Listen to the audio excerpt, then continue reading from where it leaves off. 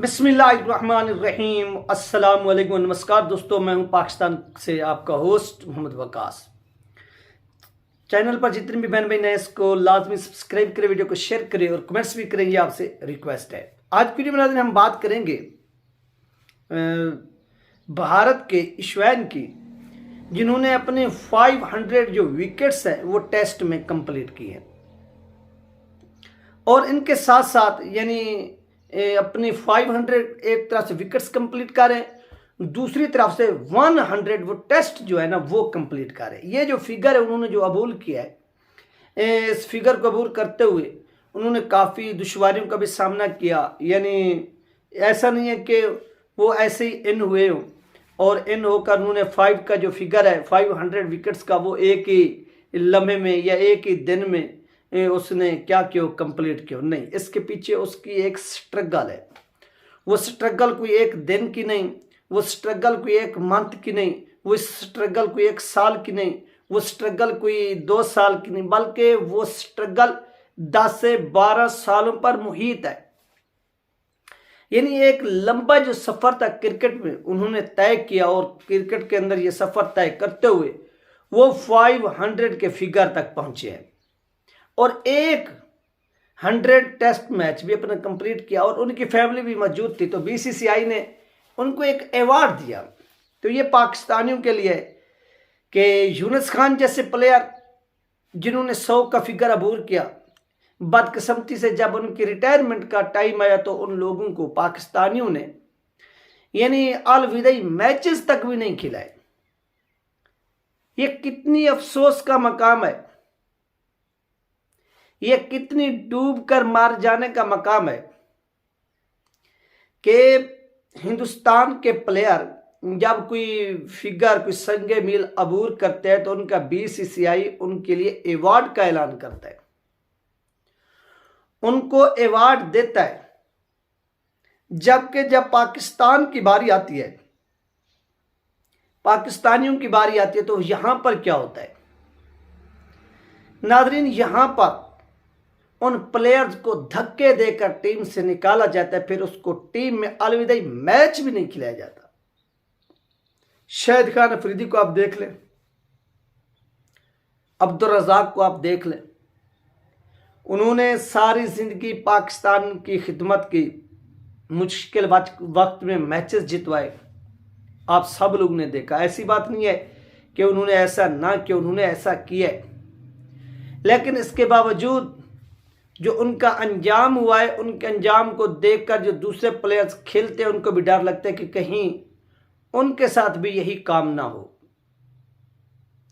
तो ये वो मेन चीजें जो पाकिस्तान की क्रिकेट को क्या कर रही है, खोखला कर रही है, क्या कर रही है, तबाह कर रही है। तो इन चीज़ों के ऊपर जो है वो थोड़ा फोकस रखना चाहिए, इन चीज़ों को थोड़ा देखना चाहिए। जब आप इन चीज़ों के ऊपर कवर करेंगे तो आपको लाजमी जो है वो कामयाबी भी मिलेगी।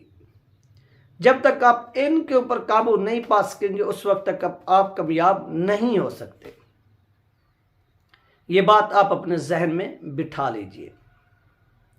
अब यहां पर बीसीसीआई ने क्या किया है, बीसीसीआई ने एक तकरीब का इनेकाद किया सिर्फ एक प्लेयर के लिए, ईशवैन के लिए, कि भाई आपने 100 का जो फिगर है वो अबूर किया है और इसके साथ साथ आपने 500 विकेट्स भी कंप्लीट किए टेस्ट में। तो आपको हमारी तरफ से एक पार्टी है, यानी पार्टी वो दी गई हिंदुस्तान की तरफ से और उस पार्टी में उनकी फैमिली भी इनवाइट थी। ऐसा नहीं है कि वो अकेले गए हों, बल्कि उनकी फैमिली भी इनवाइट थी, उनकी बेगम, उनके बच्चे सब वो इनवाइट थे, जिसमें बीसीसीआई ने 1 करोड़ रुपया उनको इनाम भी दिया कि भाई ये आपका 1 करोड़ इनाम है इजाफी। यानी एक चीज़ जो सेंट्रल कंट्रैक्ट मिलते हैं वो अलग चीज़ होगी, वो तो उन प्लेयर्स को हर बार तो जो जिस तरह से उनके अलाउंस वगैरह होते हैं या तनख्वाह वगैरह होती है, सैलरी, वो तो उनको मिल जाती है। ये 1 करोड़ रुपया उनको अलग से दिया गया कि यार ये 1 करोड़ रुपया तुम्हारा इनाम का है कि तुमने 100 भी कंप्लीट किया और 5000 विकेट भी हासिल की।